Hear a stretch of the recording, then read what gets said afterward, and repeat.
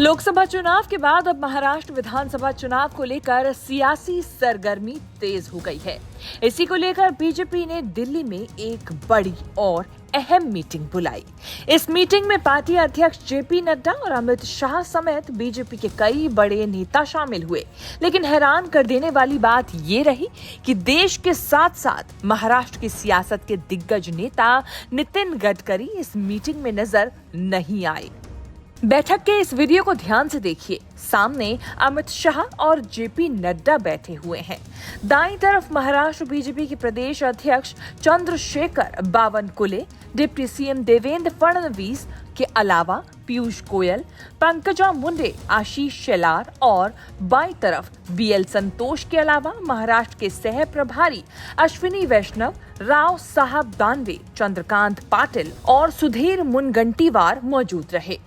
लेकिन मीटिंग में कहीं भी नितिन गडकरी नजर नहीं आए। नितिन गडकरी ने इस बार नागपुर सीट से जीत की हैट्रिक लगाई और एक बार फिर लोकसभा पहुंचे हैं।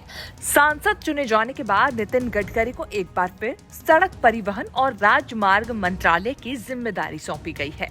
मगर महाराष्ट्र में होने वाले चुनाव से पहले हो रही मीटिंग में गडकरी की गैर मौजूदगी सवाल खड़े कर रही है। महाराष्ट्र को लेकर हुई मीटिंग को लेकर देवेंद्र फडणवीस ने क्या कहा, वो भी सुन लीजिए। बैठक ही केंद्रीय नेतृत्वासोबत या ठिकाणी झाली। नुकत्याच महाराष्ट्रामध्ये झालेल्या लोकसभेच्या निवडणुकीत जो काही निकाल आला त्याच्यावर सविस्तर चर्चा ही करण्यात आली।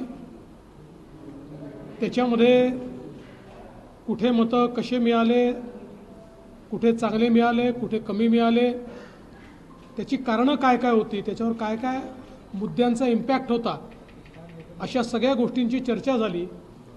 आणि त्यासोबत येत्या विधानसभेचा रोडमॅप याच्यावर देखील एक प्राथमिक चर्चा आम्ही केली। आणि कुठल्याही परिस्थितीमध्ये आपल्या महायुतीच्या सर्व घटक पक्षांसोबत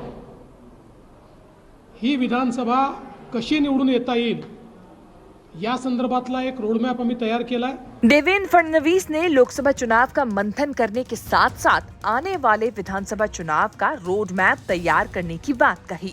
इस बार लोकसभा चुनाव में बीजेपी महाराष्ट्र में खास प्रदर्शन नहीं कर पाई। 48 सीटों में से बीजेपी के खाते में सिर्फ 9 सीटें आई।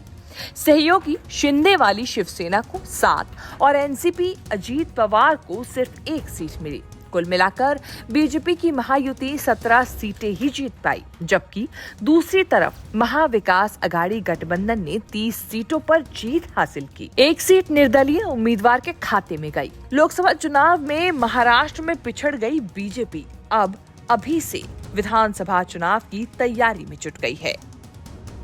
न्यूज़ तक ब्यूरो।